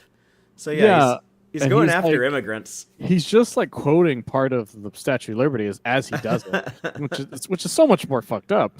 And he's covered in like all this, like he has like a cod piece that's an eagle, which is the other thing that makes me laugh about him. He looks like, he also, what he also reminds me of? He reminds me of Major Glory from Dexter's Lab. Yeah, Like he has that kind of like eagle mentalism, and then they start attacking everyone like immediately. And luckily, of course, the Justice League appears. Although actually, before that, a bunch of random ass people appear. I don't even know who these people are supposed to be. By the way, they're called the bystanders. Yeah, that's oh weird. god, okay, that's literally what they're. Wait, are you Yeah. sure? I don't Or even know. oh no, maybe someone said like maybe somebody mentions the bystanders. And I thought they No, were I talking think about that Norman group. mentions that. Good God, the bystanders. He's saying like Oh, they're not okay. they're not caring about the bystanders, which would have been really funny if they're called the bystanders. Yeah, I was trying to figure that Um, out. Like, what the hell is their name? Okay, that that's was the problem Norman is that saying Alex that. Ross doesn't like tell you who these people are. Like you have to look up his like art book and be like, oh, that's what you named these guys, type of thing. Like I'm sure he's named everyone in this entire comic. But yeah, it's just an all out war for like who knows kind of thing. and then the Justice League show up, and it's Power Girl, the Ray, Wonder Woman, Hawkman, and Flash and the Green Lantern. Actually, here's the shot I was talking about. You can see that the loincloth for Wonder Woman is like Okay. upwards. Yeah, she's got the Star Spangled panties on under the Yeah, Star that's what's going Spangled on. That's what's going on loincloth. down there. And Uh, then, and the Flash can fly now, but that's okay. well, the Flash, he just runs on air. Okay, runs on air molecules. You can He run can on just do it. water, might as well run on air. Why not? Exactly. I love that Superman rips off this armor super easily, by the way, on this guy. Immediately. Yeah, like when the kingdom comes, Superman does anything. It's just like one quick action with like a huge effect. Yeah, it's wonderful. And the Flash and everybody, the first thing they really do is they start helping the civilians. This is the thing that I wasn't 100% certain on. These two psychic people. Yeah, I'm gonna make another Star Trek: The Next Generation reference, but they look like the Binar. There's an episode where there's these two short little pink aliens who like speak in binary to each other. Their names are like 0101 and 0011 or something like that. But they look It like the looks like Binar to me. I could kind of see that. It looks like they might actually be the reason people are attacking because what they say concentrate and command them to fire at anything that moves. And then I forgot that Red Robin was Dick Grayson in this, by the way. Yeah, no, I love his introduction. I've always remembered this Statue of Liberty scene where he sneaks up behind these guys and knocks them out. But he's very much like channeling like Batman energy, but still holding on to his Robin identity with this costume. Yeah, what's great is that it's clear that the face mask is based on Michael Keaton's. Yeah, Alex Ross also draws his Joker to look like Jack Nicholson, so Yeah, he's really good at that.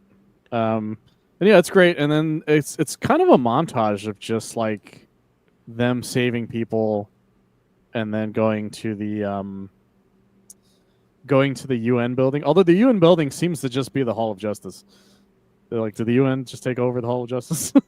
Am I crazy? yeah. But this is, I guess, Alex Ross's Super Friends fandom showing itself.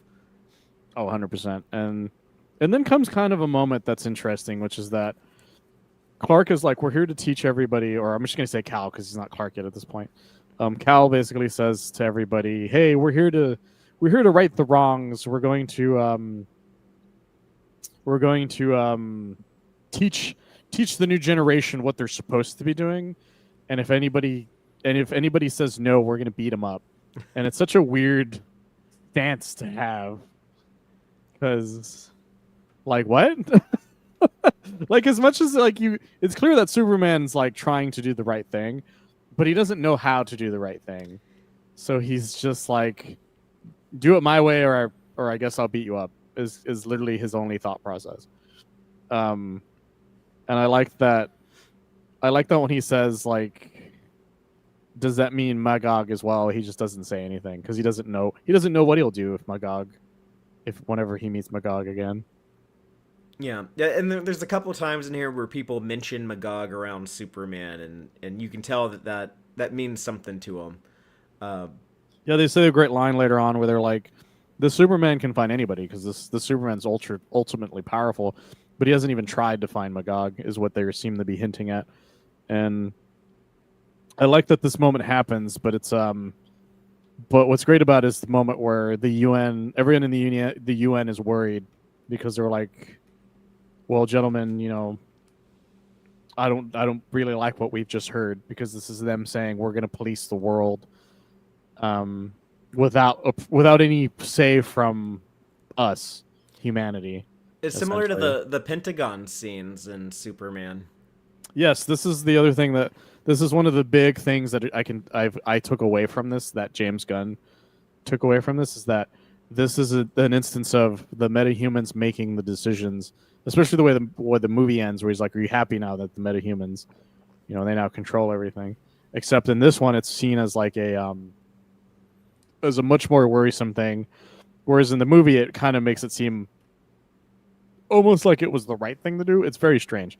Yeah, like it could go either way. Like it could work out. It could not work out. Yeah. But here It, it's just like, okay, we gotta do something about this. yeah, it all depends on really how what happens afterwards in that story. Um, but yeah, so people are more excited. People are starting to look up the way they used to. Um, but Norman's still unsure. He's unsure what all of it means. He's like, there's just so many images of this apocalyptic thing in my mind. I don't know if Superman and his league will really be able to do it. And will it grow? People will come to his side. And then comes probably one of my favorite parts of the entire story, which is Clark visiting Wayne Manor.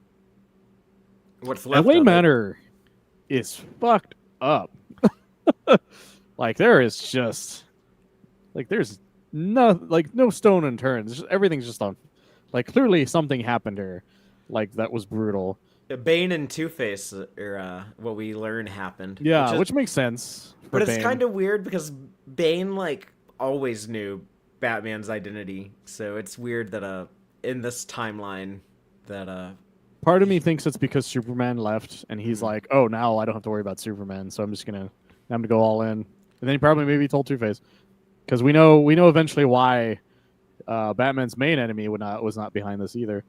But I love that that Superman comes down, and the cave's kind of fucked up because the cave's Yeah. underwater, the penny's underwater. And he's old. He can't take care of it. Alfred's probably Yeah, been dead for decades at this point. Alfred's clearly gone. He's got an ace. I know it's he's got a mug that just says Bruce on it, and he's just sitting in front of a bunch of computers while wearing an exoskeleton and giving his robots commands, which is the thing that I was like, oh, is this where he got Ultraman's commands from? Right. Like instead of saying like 1A, he's saying like maneuvered 12, but it's very similar. And he whispers it too because it's just like really quick. It's because it's supposed to like emphasize that not so much that he's whispering it, but he's going into a mic going okay, so because he doesn't want it to like it's not his normal speaking voice. It's him just going okay, maneuver 12, like the way like somebody like narrating golf. You know what I mean? Yeah, And his then this voice Batbot does softens for maneuver that. 12, and it's going for the putt. Like that's kind of what he's doing. But what I love about when Superman shows up is Bruce refuses to call him anything other than Clark. Oh yeah, yeah. Superman keeps telling him like, "Don't call me Clark," and he just like Batman just consistently calls him Clark. Because he's like, look, dude, you're the guy who was more human than I was, and now you're gonna not be that. Fuck you. You're Clark. That's it. No, the end of discussion type thing. But I But love this, that Bruce doesn't trust Clark's current ideas. yeah, they're both kind of being assholes to be honest. Like Bruce Wayne is, he's determined to terrorize Gotham into following the law. He says them fearing me will keep them in line better than you trying to inspire them. Well, that's the thing. It's exactly what the Spectre was alluding to earlier on, which is that these old heroes are also part of the problem, which is that even they don't have the right ideas either. Bruce is in a place where he's like, well, the Gotham's safe because everyone's scared of anything Batman related. Period. But not only are the criminals scared, but the people are. You can't like because for all we know, these robots might go crazy one day, and who's going to stop them? And for all we know, like Batman might lose it as he gets older and be like, "You jaywalked, you're sentenced to all of the death," type of thing. Like we don't know. And but Clark is also on the other side. Clark's on the. That's the thing. They're both on the very extreme ends of like what it takes to keep people protected. Whereas Bruce is like, well, we got to keep them under our thumb essentially to keep them protected. But at the same time, but at the same time, he's not saying we're gonna rule over them. At the same time, he is, which is the funniest part about that.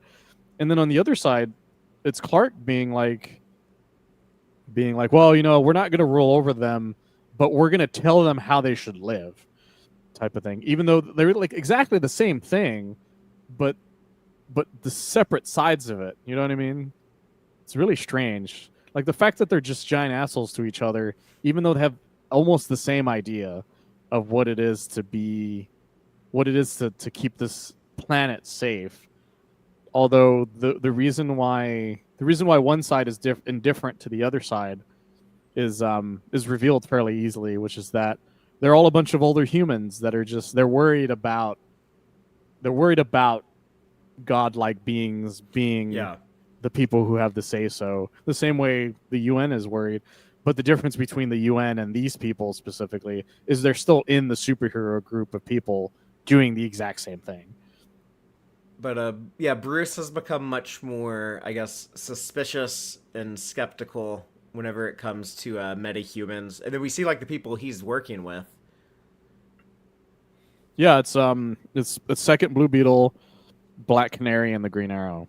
Although I guess technically Black Canary is a metahuman. She's got the canary cry, but Yeah, but she's not a fully godlike type of yeah, thing. And yeah, I he'll allow love that. I love the whatchamacallit. I love this little visual of this guy holding up this couple, or I don't think it's a couple, but just a couple people, and the Batbot just like getting them right away because it's almost like Clark and Bruce seeing like him stopping the things that would have caused Batman to happen. Hmm. Um, but I like that. I like also the visual of like all the people that he has on their side. There's apparently another Wildcat out there. Doctor Fate's around. I always found Black Canary and Green Arrow's daughter very interesting because she looks kind of like a cyborg, but I know she's not. She's just sort of wearing a set of armor. It's never really explained how her stuff works, but he always made a very interesting design for what she has. The way that he draws Ted Cord, uh, Blue Beetle, looks exactly like Night Owl in Watchmen. Yeah, it's very clear how much Watchmen has inspired this book. And you can specifically you can see it in the club scene. But I like that it shows that I love this little sequence of the Spectre explaining the superheroes as who they were in their day. You know, the representative of the human fortitude and ambition, which was Batman, the pinnacle of otherworldly power, which is Superman. And I like with Wonder Woman, he's like, she's kind of a mystery. She's kind of a paradox because she's like, the best at war, but also somebody who likes peace, which makes very little sense. She's a paradox, is what he says. That's what he calls her. And I like this little montage of him like gaining people's trust. Like he's the Guardian's there.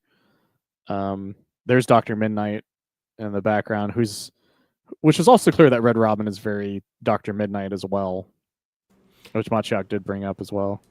And I love the page that has Batman, but it looks like his first appearance in Detective Comics number 27, right next to Superman lifting a car, like he was on the cover of Action Comics number 1. It's like both of their first appearances ever published, ever. Yeah, and it's very much like got all the same angles. The Wonder Woman, I don't know if that's from a specific comic or not. I am assuming it is, but I don't know enough about Oh, Wonder Woman's covers to say yes or no to that. it's a cool image. She's like riding a horse with a spear, but It's a yeah, really cool image. a lot of cool imagery. But I love that Superman and the Justice League are like enforcing these things. A lot of people give up right away because it's Superman. Yeah, it's freaking Superman. I like that this shows that kids and stuff are wearing superhero shirts again. Yeah, like the old school heroes are cool again. Yeah, and then there's some just very strange designs. Like there's a guy, I think he's just a cathedral. I don't know how else to put it. Yeah, I don't. But I mean, to be fair, in the '90s, there were like a lot of crazy-looking image characters being created. So One guy kind of reminds me of Spider-Man with a Captain Marvel motif. 'Cause he's got almost a web wing look to him. the red and Um, yellow guy. yeah, Yeah, I don't know who he's supposed to be. I'll have to look into the Alex Ross's but art there's book or there's some something. Spider-Man inspiration in there when you look at the way he almost has web wings almost. But I like that Superman's like what because Wonder Woman's getting kind of angrier as it goes on, and then there's the wonderful sequence of cutting to the supervillains that are now like they're kind of just almost like they're just businessmen now. They're Yeah, no longer the full blown supervillains they once were because now they're controlling the world from the background. Yeah, because they don't have to fight their foes anymore. they're like legitimate figures in society. Yeah, there's we first see Vandal Savage murder a an assistant because she put too much. I think she put either too much sugar or too little sugar. It's never really said. And I'm assuming King is might be part of the Royal Flush Gang. Is my assumption because he does look like a Yeah, that's what I was card king. thinking. And then we see chubbier Lex Luthor, Silver Age Lex Luthor.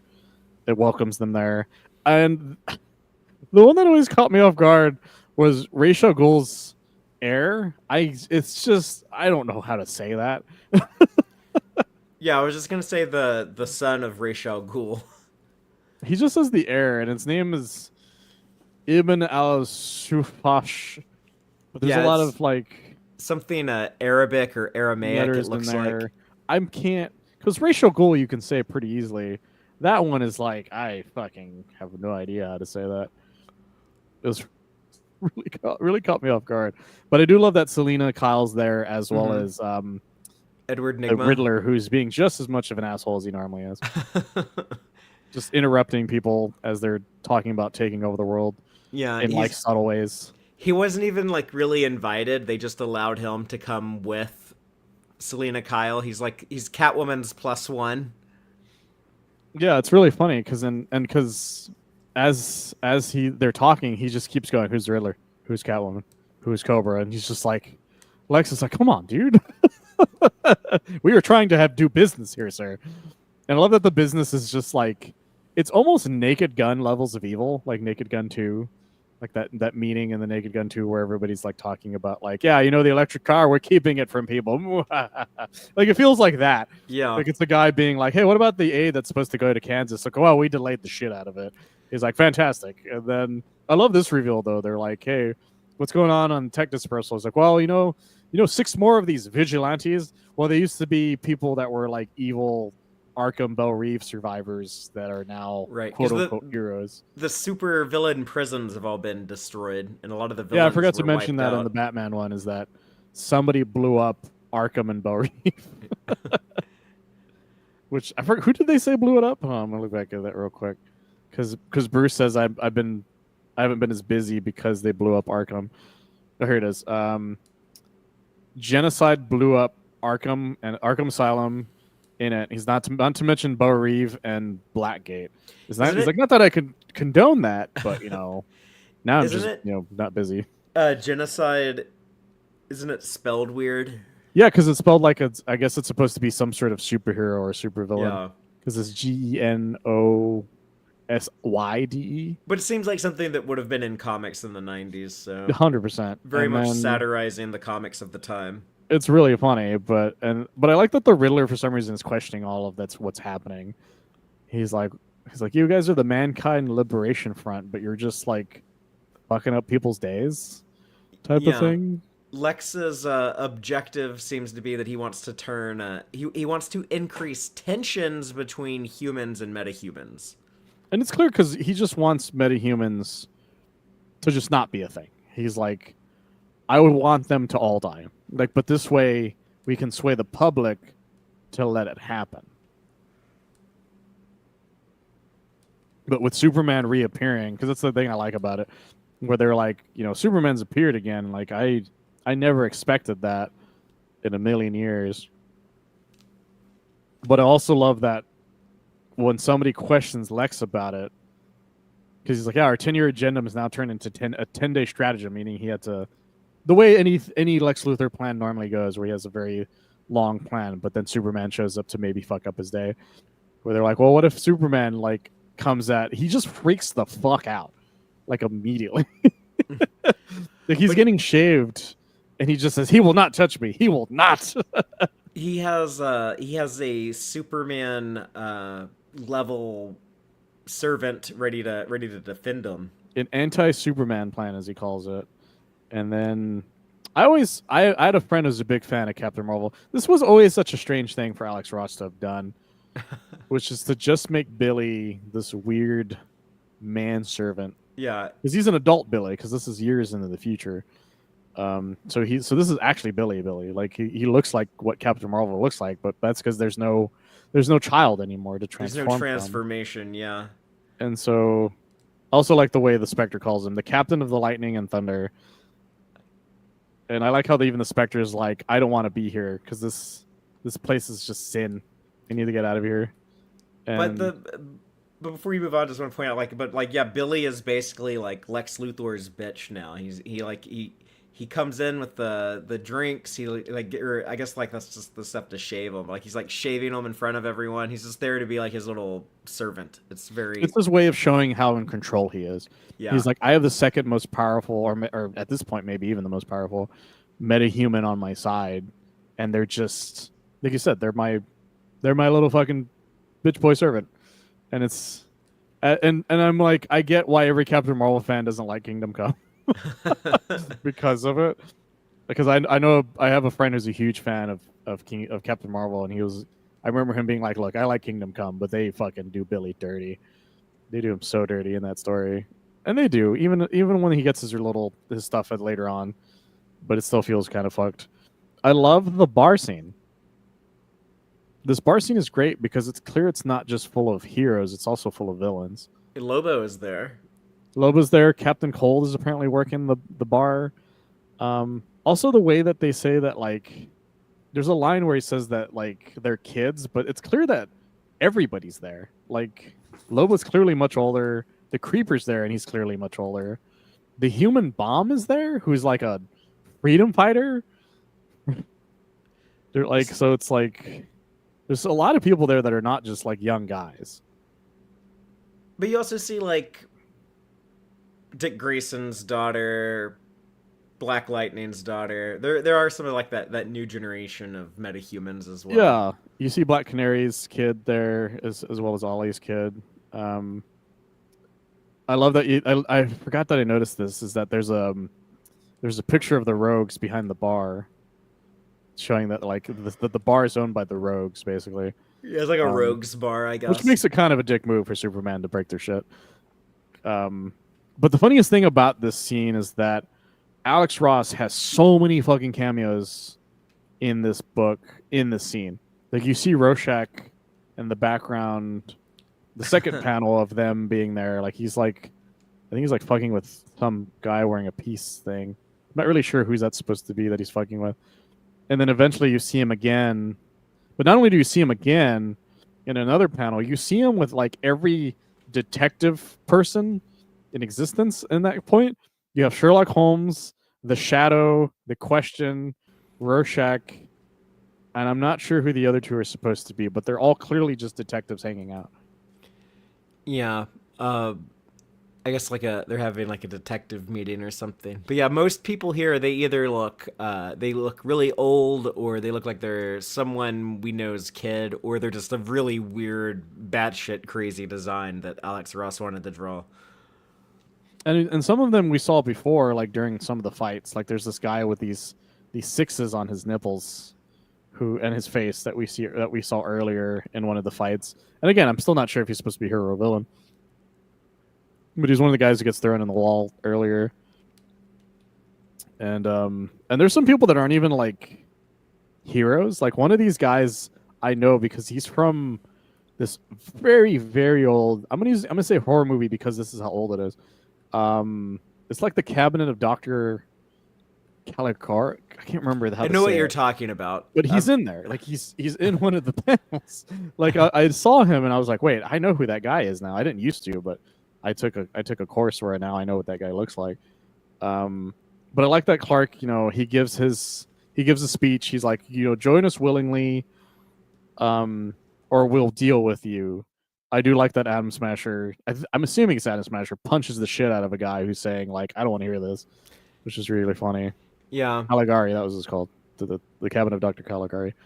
And I like that at the ending of it is that Green Arrow shows up wearing pretty much just straight up the Robin Hood outfit from the Kevin Costner film. Is what it looks like he's wearing. And I like how he's like, you heard Big Blue's pitch, now for the Democratic response is such an interesting thing to say. Yeah, so I guess is this Superman tries to recruit these metahumans, and then Batman's side sends Ollie to try to recruit them on his side, even though he doesn't seem to like working with metahumans. Well, it seems that like the thing that we know about that I remember about the story is that Batman is a Batman has a plan, as mentioned earlier in the cave when Ollie and them are talking to him. He's like, "Well, does Batman have a plan?" He's like, "Well, does Batman never have a plan?" So there seems to be something going on that we're not privy to because every time we see a plan, it seems we're only following Clark's side for some reason, as well as sometimes Lex's side. Where Batman's side is like a wild card in the mixture of all this stuff. Because Ollie, Ollie doesn't work with somebody unless he really feels like they're not trying to like be ruling over people, I guess is a way of putting it. Um, which I think is very much part of it. And I like that the Emerald City is essentially the Watchtower now. Um, and Norman's still not sure like what's going to happen. He's seeing this army of people showing up, but he still feels like the revelation and Armageddon will still happen. Like there's this great line where he says, there was a rainbow round about the throne in sight, like onto an emerald. Quote from Revelation, another one, Revelation Armageddon, and they're all around like an emerald city, like planning what their next move is. And he's just like, will they have enough power to save it? I like that he says that America falls in line pretty quickly, the superheroes that are in America, but nobody else does, like right away. I really thought that was a really nice touch because it showed that Superman is an American icon, but if you go to Japan and tell everybody you need to follow my example, they're gonna be like, fuck you, man. It was predicting that Superman would make a lot of money at the domestic box office, but then not perform as well Yeah. internationally. Before I keep going, I want to mention something because I keep feeling like I forget to mention what James Gunn's influences are. Is that Superman is the person who's trying to be the beacon of hope in a world full of people that are willing to do very insane things, and that shines a little bit through the new movie. It's not as fucked up, of course, because those people aren't like when they fight the kaiju, they don't immediately be like, well, let's fuck everybody else type of thing. Although there are times where they do. They don't save the civilians as much as Superman does during the kaiju fight. But that's pretty evident that that's probably what a lot of what he got from Kingdom Come was that. But I do like this montage of just like showing all these people that are. One of these persons is just Chun-Li with some random armor on. Yeah. By the way, We have like, this is just a Street Fighter crossover. Yeah, like Robin's clearly fighting Chun-Li, but she's got size and armor. She looks like if Chun-Li fused with Katana in Mortal Kombat. That's what she looks like. And Red Arrow is there. We have a Roy Harper. Yeah, and I like that he's just. That's funny because him and Robin just look like their mentors, except with their own specific motif still, but they still very much look like that guy. But red. They look like Batman and Green Arrow, except they're red. Yeah, he even has a goatee and everything, the way Ollie did. But I like that Norman seeing that there's some cracks showing in Clark's, views on what's going on. And then comes the surprising part, which is the fact that Wonder Woman's like, I want to build a prison. Like she goes to Aquaman's like, and I like that Clark's like, it's not supposed to be this way. Like these people we shouldn't be fighting this hard. Like we should just be able to like, convert people. He's like, we're capturing more people than converting right now. Yeah, they're basically going to every metahuman and either being like, you join this Justice League or we're going to have to lock you up somehow because y'all can't be trusted. Yeah, and that's a very Civil War thing that Marvel took out of that. And I appreciate Aquaman being like, no, I will not build a prison. I know that you like to throw your trash into the water, but I will not let you throw your metahuman trash into the water. Go fuck yourselves.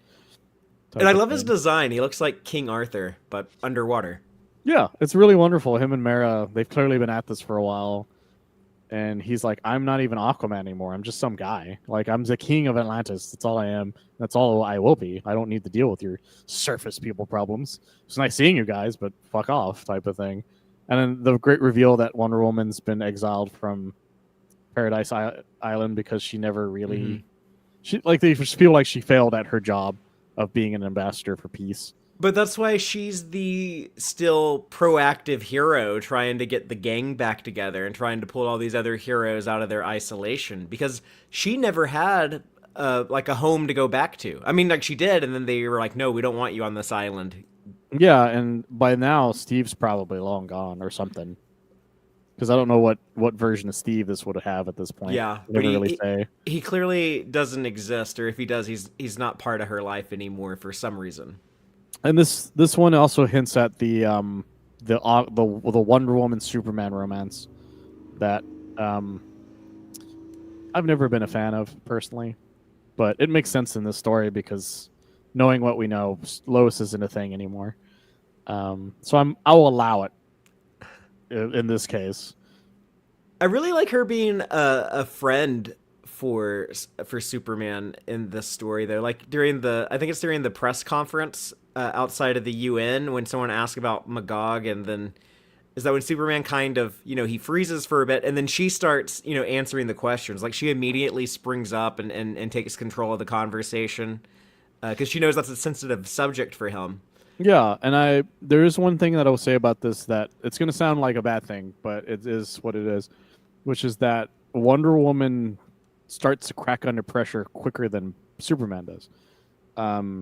But the reason I bring that up is because I feel like Injustice took some cues from Kingdom Come as well, because of the fact that Wonder Woman is into Superman, but also some of the darker elements of the plan comes from her, not from Clark originally. Yeah, she has. I heard someone say one time that Wonder Woman has like the strength of Superman and the conviction of Batman. I could see that. Yeah, That that's actually kind of makes some like sense. she's not as she doesn't struggle with making these choices the same level that Clark does. Like she's she'll be like, No, my lord. I think my Alexa was talking to me for some reason. That was weird. So it's really in the Wonder Woman.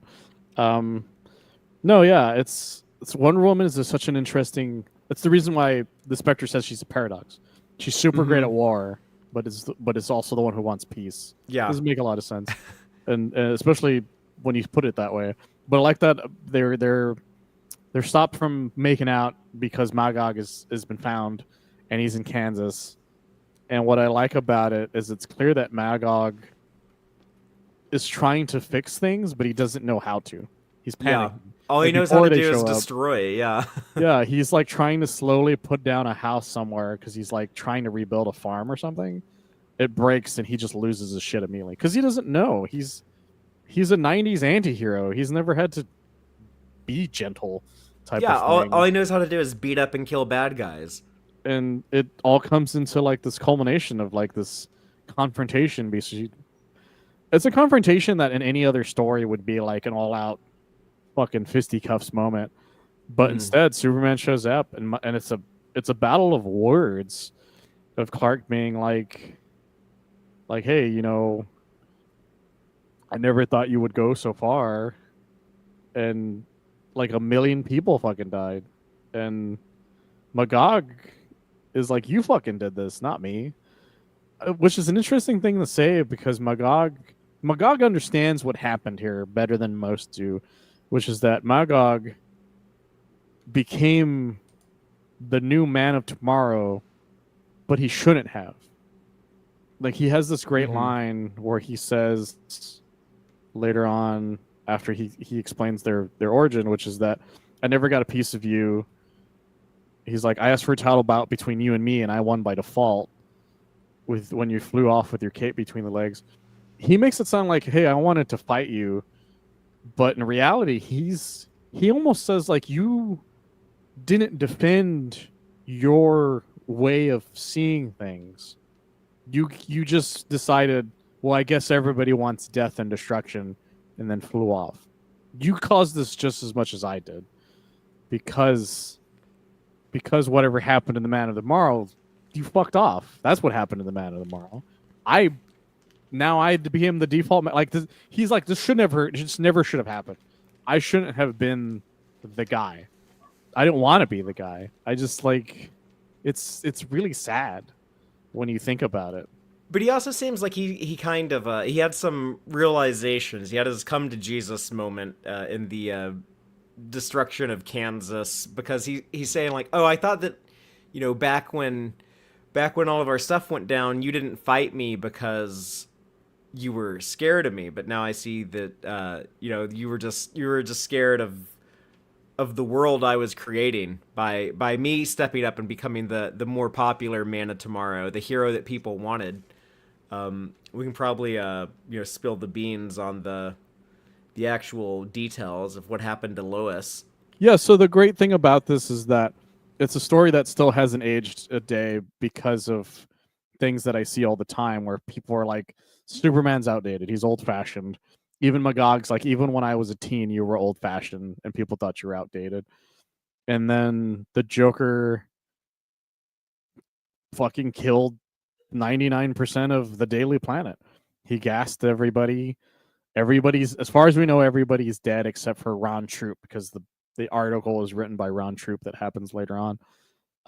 Which explains why Ron Troop takes the stance he does, because I actually read the article this time. I didn't try to read the article before. But yeah, after Joker kills everybody, he goes on the run, and then Magog kills Joker. It's the reason why Joker isn't part of the assault on whatever happened to Bruce's house. And Superman this is the reason I always bring up why Injustice is so stupid. Because Injustice is like, well, if the Joker killed Lois Lane, he would go crazy. He's like, no, not only did he not go crazy, he put the man who killed Joker on trial for killing Joker after Joker killed Lois. He easily could have lost his mind. He easily could have killed Joker. This easily could have been an Injustice storyline, but instead Superman took the high road because that was the right thing to do. But the world didn't agree with him this time. And it's really sad. And the other thing I forgot about this is that Alex Ross draws the yellow S on his back, but in his new outfit, he doesn't have an S at all on his back, on his cape. And I thought that was really a really interesting choice by Alex Ross, and the fact that he no longer has the yellow on either side. Doesn't even have a black S on the back. He easily could have done that, but he didn't do that. Yeah, Magog is acquitted for these murders. He's now everybody's favorite hero. Ron Troop writes that, like, well, maybe if Superman, did stuff, maybe things would be fine. That's clearly Ron Troop, being sad the rest of his friends are dead type of thing. Because that's how I took that.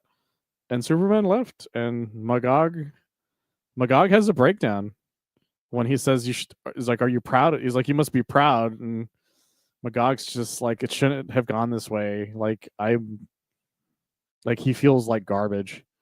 I feel so bad. I always forget how bad I feel for Magog in this moment, because you're expecting a final, like a showdown between these two people, and instead he's just like, man, kill me. I don't want to deal with this anymore. Yeah, now he wants to like fight Superman and die, so he doesn't have to live with his guilt anymore. So, yeah, very dark stuff. Yeah, and that's the moment that really cracks Superman's shell finally, which is the moment where he's like, well, I need to go talk to somebody about what I should do here. And he goes to talk to Orion because he thinks Orion will have some great advice for how he should be a leader, only to find out that Orion let Apocalypse just be Apocalypse because nobody wanted to change it. Like, even though he's like, I freed the world, I freed Apocalypse from Darkseid, but they were like, nah, I'm good. I want to be oppressed. And he's like, I don't know what to do with that. Yeah, he ended up having to become his father, basically. Orion had to become Darkseid. Yeah, he's got a great line about it. Where is it at? Here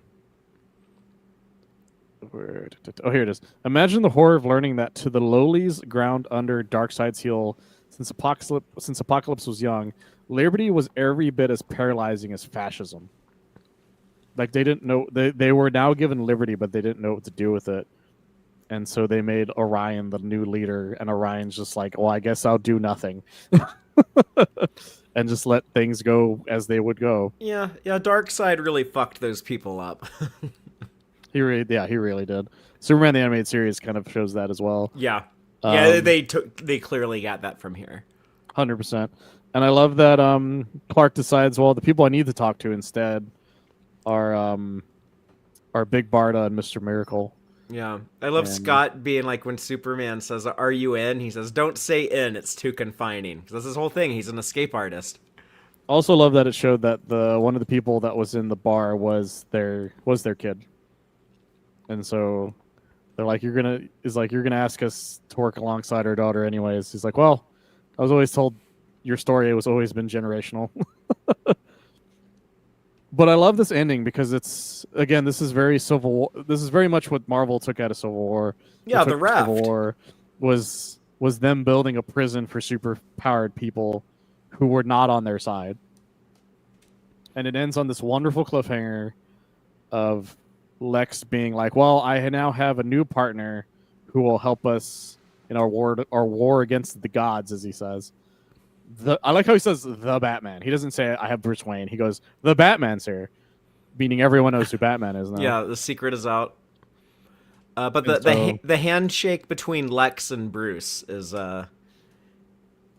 it's very shocking. Yeah, is a good way of putting it. And Ollie's there, and as well as Blue Beetle and Black Canary, like they're all there to join up. And I like how Bruce just says they're building a gulag. Like there's no fancy like nice way of saying what they're doing. This is a gulag they've built, and I will join up with you because this is fucked. Is basically what he's saying at least. And But, Lex is like, well, I know I don't want to end up in there, so. I like my favorite line here where he says, where is it? Oh, here it is. I can hardly believe you're here. If I'd known that a common enemy could bring us together, I would have invented one years ago. Is one of my favorite gags of the entire thing. Hey, and that's kind of the storyline from Batman v Superman: Dawn of It Justice. really is. Which I guess Snyder took some stuff from that. Yeah. But there's so much about this book that has inspired everything else after it. There's so much from this book that James Gunn definitely took.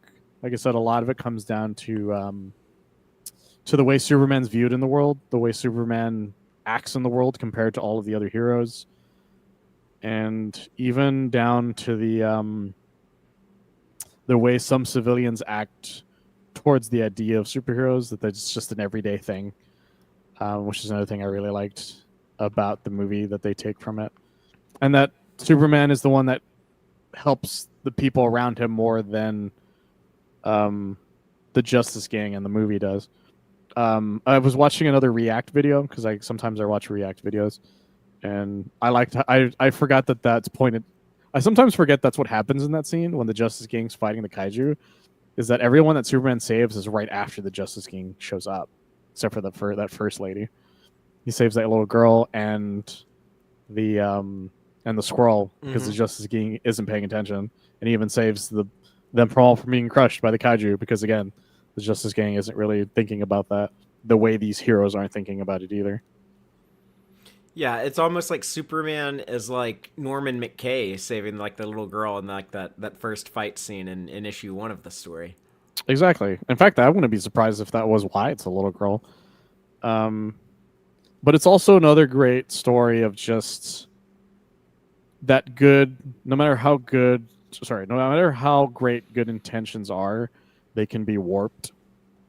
I feel like that's also a message that sort of happens with the way Lex acts in with How to Kill Superman, like at least to the government, because the government sees it as like the governmental distrust of these people is very much a thing that's taken out of this book, and Lex using their good intentions and warping them to be like, hey, protect the world from metahumans, huh? Even though he's clearly using it for his own benefit. That's very much taken from this as well. More so than I feel like in some of the other Lex Luthor stories we've talked about. Well, that brings us to the end of issue 2 of Kingdom Come. Do you have any other thoughts on these first 2 issues? My main thoughts is that I definitely take more from this book now as I'm older than I did when I was younger. I read this book very early on. This is one of my first big DC graphic novels that I read that was not part of a it was a mini basically. It was the first big mini I'd ever read that wasn't part of the main continuity. And at the time, I thought that was really weird. But having read it now, I'm like, man, this universe is kind of fucked up. Like I'm like it's harder. It's harder. I see the satire in it more now as an adult than I did at the time, Yeah. and some of it's almost disheartening that some of it hasn't aged a day. I know, like it's so much more relatable to have the Norman McKay like stressed out, like oh man, like the world's about to come to an end. It's like, well, I've definitely had that thought a few Yeah, times. So and we feel like there's no Superman to even attempt to save us on this one. So, but I as I read it, I remember why this is one of the most um celebrated Superman stories of all time, even though it's not just a Superman story, of course. hmm But Superman is very much the actual main secondary protagonist because Norman is the protagonist purely because he is the audience. yeah, he's the POV character. He's the POV and he sees something that Superman doesn't see, so he's just as much in this weird world. But Superman is just trying to like the world gave up on him. He came back, but now he doesn't know how to fix things. And I find that so much more interesting now as an adult, as somebody who's probably ran into an issue like that in their past. I don't mean that as in like, oh, I flew off of things. Like, no, I mean like sometimes you go back to something that you're like, well, maybe I can fix this, not, but you don't really know how to, and I think that's what makes it work. Oh, I think Luther's Mike inspired by Brainiac Monkey. You know what? That's a good question. I'm not sure. I would have to crack open my book of Justice. I haven't read Justice in Yeah. a long time. For people who don't know what Justice is, it's Alex Ross's other big DC storyline that's clearly inspired by the Super Friends more than anything else he's done. But it's some Um, really cool artwork of the Legion of Doom characters. Look amazing Hundred in that. thousand percent. It's also a wonderful story of the DC of the villains. This is another great example of good intentions being warped, which is that the villains think they're stopping Armageddon from happening the same way, but in a different way. Like the villains actually think they're doing the right thing in that storyline, which makes it really interesting. There's a great gag about it, though, that Joker never sees these apocalyptic visions because he finds them funny. It's really funny. But if you guys ever get a chance, read Justice. It's really good. Maybe one of these days we'll talk about Justice. It's a Yeah, really yeah, good that'd story. be a good one to revisit. I was just thinking I want to read that. But Yeah. I'm very excited to read issues 3 and 4 of Kingdom Come, and Yes. we'll be talking about that next. We'll probably try. Mine doesn't have the epilogue that was made later on, but we'll try to bring that up later on if you guys want us to. Yeah, that won't be hard to find. Uh, but otherwise, I don't have anything else to say on these first 2 issues other than it was better than I even remember the story being, and I remember a lot of the things that happened in 3 and 4, but there's a lot that I don't remember, and I'm kind of wondering like, okay, what exactly is going to happen with this character or that character? So looking forward to finding out soon. Yeah, a lot of it came back to me as I read it, but some of it Mhm. would surprise me even more than I remembered it happening. But that will be the next phase of this journey, and then there's some more recent Superman comics that I'd like to talk about down the road after that. And I also think it'd be a lot of fun to maybe at some point do like a commentary for the new movie. Oh yeah, that would be kind of fun. So anything like that sounds exciting to anyone, please comment somewhere and let us know. But otherwise, we're gonna close off for now. See you next time, and until then, as always, keep it super.